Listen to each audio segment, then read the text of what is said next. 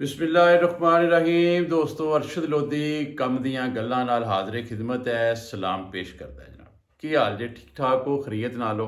अल्लाह ताला तुहानू खुश रखे, आबाद रवो, शाद रवो। तो इस तरह साड़ियाँ मिठियां मिठियां प्यारियां प्यारियां हिकमत नाल भरियां गल्लां सुनते रहा करो।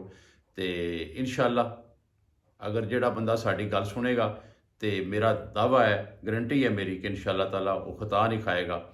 क्योंकि बहुत सारिया सियाणियां दी गल्लां सुन के तो बंदा खुद सियाना हो जाता है। तो लो फिर अज तुहानू एक ऐसे गल सुनाइए कि वो पिंडां दे विच हुंदे ना, कहंदे ने शरीक शरीकां दा जिहड़ा ना वो बेड़ा गर्क कर दिंदे ने। तो ये शरीकां दी गल है दोस्तों।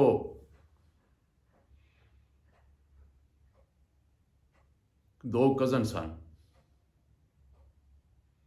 उन्होंने आपस च जमीन का सारा तकसीम जिस वेले की तो वो एक जड़ा कज़न सी बड़ा तेज़ तराज सी। उन्हें सोचा कि यार मैं अपने कज़न को किसी तरह किसी गलत कम्मा च ला दें तो अपनी जमीन का जड़ा हिस्सा है मेरे अगे वेच वूच देगा। उन्हें एक मलंग जड़ा नशा पानी करता सी वो हायर किया तो वही ड्यूटी लाई कि यार साडा कज़न है तो इनू किसी तरह नशे से ला, तो जिस वे नशे से लग जाएगा तो पैसों की कमी की वजह तो आके साढ़े अगे जमीन बेच देगा तो असी जमीन के मालक बन जावांगे। उन्हें मलंग ने कहा कि जनाब ठीक है।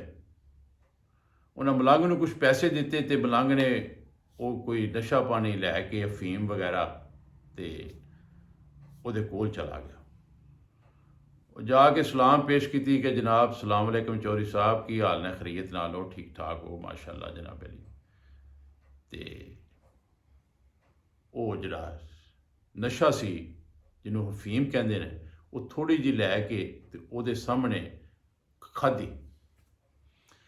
तो उन्हें पूछा चौधरी ने कि आ मलंगा ए तू की खाना पे?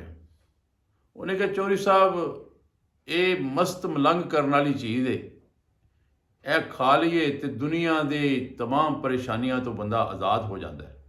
ये बड़ा सुकून होता है, जिसम दे विच हर किस्म दी थकावटां खत्म हो जाती हैं, ताकत ही ताकत पैदा हो जाती है। तो यदा बड़ा सुकून है जी। मतलब बेशुमार तरीफा के उन्हें पुल बना दिते उस चीज़ के मतलब कि खाण नाल जनाब इंज हो जाता है, इंज हो जाता है, इंज हो जाता है।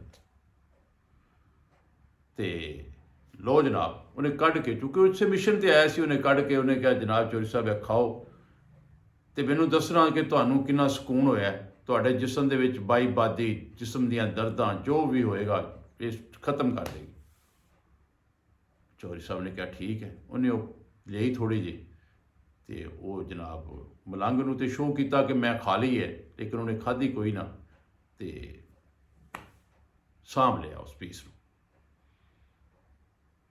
वो मलंग अगले दिन फिर आके सलाम करता है, सलाम अलैकुम चौधरी साहब।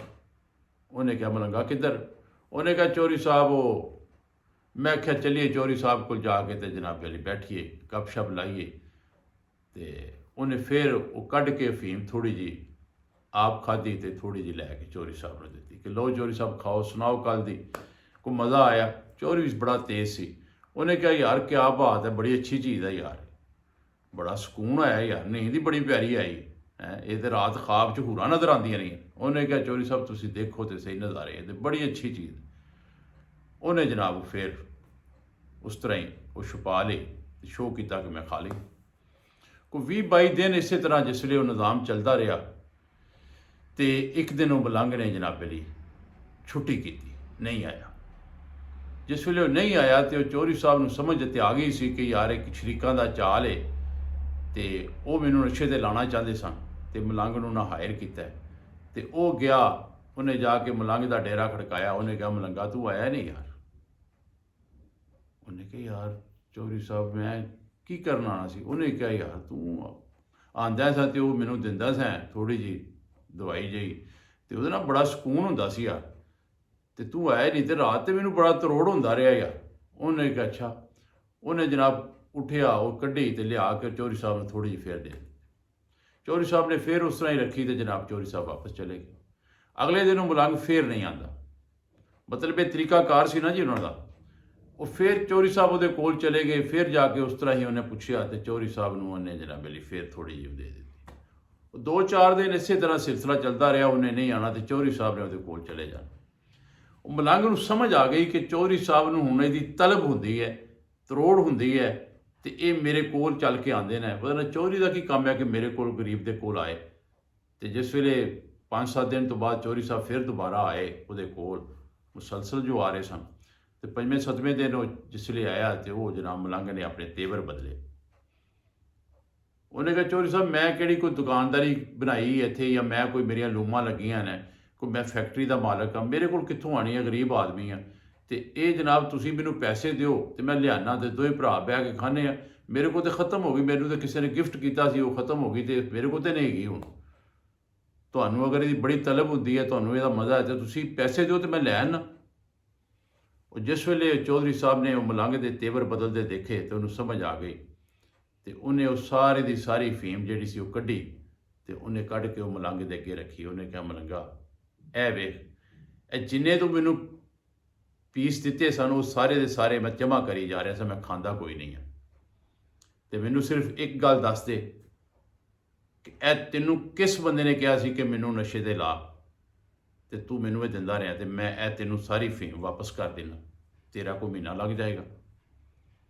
ਮਲੰਗ ਤੇ ਮਲੰਗ ਸੀ ਤੇ ਨਸ਼ਈ, ਤੁਹਾਨੂੰ ਪਤਾ ਹੈ ਉਹਨੇ ਸਾਰਾ ਰਾਜ਼ ਜਿਸ ਵੇਲੇ ਉਗਲ ਦਿੱਤਾ। ਉਹਨੇ ਕਿਹਾ ਜਨਾਬ ਤੁਹਾਡੇ ਭਾਈ ਨੇ, ਤੁਹਾਡੇ ਕਜ਼ਨ ਨੇ, ਉਹਨਾਂ ਨੇ ਮੈਨੂੰ ਇਹ ਦਿੱਤੀ ਸੀ ਲਿਆ ਕੇ ਤੇ ਉਹਨਾਂ ਨੇ ਮੈਨੂੰ ਕਿਹਾ ਸੀ ਕਿ ਜਨਾਬ ਇਹਨੂੰ ਯਾਰ ਕਿਸੇ ਤਰ੍ਹਾਂ ਨਸ਼ੇ ਤੇ ਲਾ।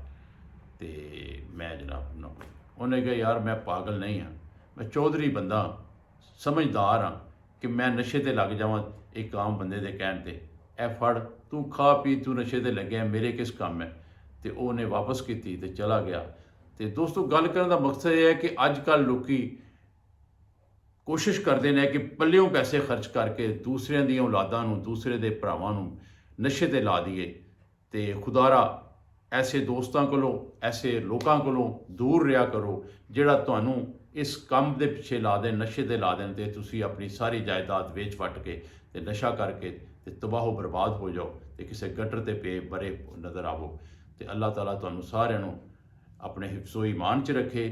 ਤੇ ਅਰਸ਼ਦ ਲੋਧੀ ਦੀ ਗੱਲ ਅਗਰ ਪਸੰਦ ਆਈ ਹੈ ਤੇ ਇਹਨੂੰ ਲਾਈਕ ਵੀ ਕਰੋ, ਸ਼ੇਅਰ ਵੀ ਕਰੋ ਤੇ ਸਬਸਕ੍ਰਾਈਬ ਕਰਕੇ ਚੈਨਲ 'ਚ ਸ਼ਾਮਲ ਹੋ ਜਾਓ। ਬਸ਼ਰਤੇ ਜ਼ਿੰਦਗੀ ਫਿਰ ਇੱਕ ਨਵੀਂ ਗੱਲ ਨਾਲ, ਨਵੀਂ ਵੀਡੀਓ ਨਾਲ ਮੁਲਾਕਾਤ ਕਰਾਂਗਾ। ਕੱਲ੍ਹ ਤੱਕ ਇਜਾਜ਼ਤ ਦਾ ਤਲਬਕਾਰ ਤੁਹਾਡਾ ਭਾਈ ਅਰਸ਼ਦ ਲੋਧੀ। ਅੱਲਾਹ ਹਾਫਿਜ਼।